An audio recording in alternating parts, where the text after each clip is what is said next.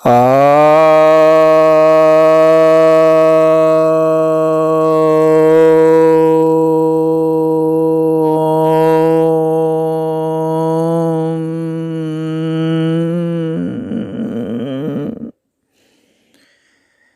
सभी भक्तजनों को सप्रेम नमन।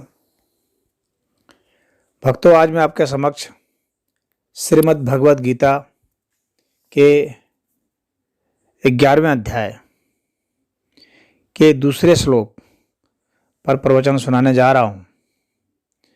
यह दूसरा श्लोक कहता है, भावाप्ययो हि भूतानां श्रुतो विस्तरसो मया तत्त्वतः कमलपत्राक्ष महात्म्यम् अपि च अव्ययम्।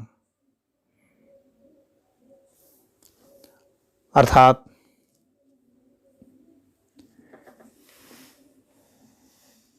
हे कमल नयन,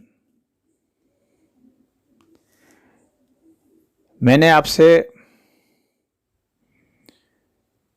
उत्पत्ति और लय के विषय में विस्तार से सुना है और आपकी अक्षय महिमा को भी अनुभव किया है।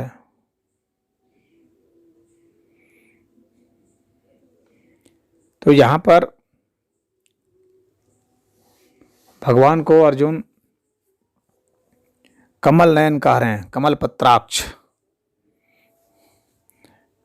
यानी कमल के जो दल होते हैं उसकी तरह जिनकी आंखें हैं। तो यह सुंदरता के अर्थ में विशेषण यहाँ पर अर्जुन लगा रहे हैं और कह रहे हैं कि जितने भी प्राणी हैं और जितनी भी वस्तुएं हैं इस जगत में, जो कुछ भी है, ये सब आप ही उत्पन्न करते हैं और आप में ही सब लीन होते हैं और आप स्वयं उत्पन्न होते हैं और स्वयं अपने में लीन करते हैं। और इन सब के कारण आप स्वयं हैं, आपके सिवाय और कोई भी कारण नहीं है। चाहे गुण हो, सत रज तम हो, चाहे प्रकृति हो, चाहे कोई भी प्राणी हो, जलचर, नभचर, थलचर, ये सारे प्राणी आपसे ही उत्पन्न होते हैं और आप में ही लीन हो जाते हैं। सभी प्राणियों के, सभी वस्तुओं के आदि में, मध्य में और अंत में आप ही हैं।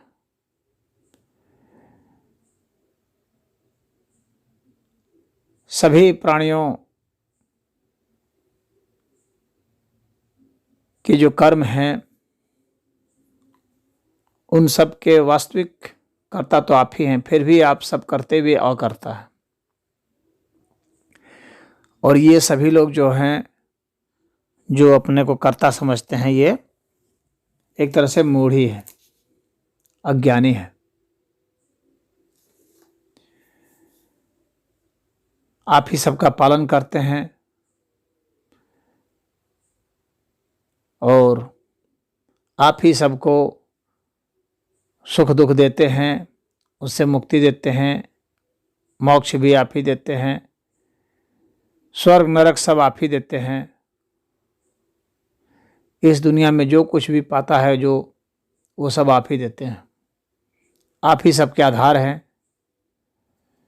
आप ही सर्वव्यापी हैं, आप ही अविनाशी हैं। और आपको जो तत्व से जानता है वही ज्ञानी है, वही योगी है, वही भक्त है, वही मुक्त होता है। ज्ञान भी आप देने वाले हैं, भक्ति भी आप ही देने वाले हैं, सब कुछ तो आप ही है। तो इस वजह से आपकी महिमा है। आप सब गुण दोष में आते हुए भी आप निर्लिप्त रहते हैं, आप अवतार लेते हैं, संहार करते हैं, सभी का देवी देवता, यक्ष, गंधर्व, किन्नर, सभी को, तमाम तरह के लोकपालों को, यहाँ तक कि समय को सब चीज़ को आपने ही उत्पन्न किया हुआ है। इसलिए आपके इस महात्म्य को नमस्कार है, मैं आपके महात्म्य को जान चुका हूँ। तो यहाँ पर भगवान के महात्म्य को जान लिया है और जानने के कारण अब अर्जुन एक तरह से समर्पण मुद्रा में हो चुका है, वह भक्त हो चुका है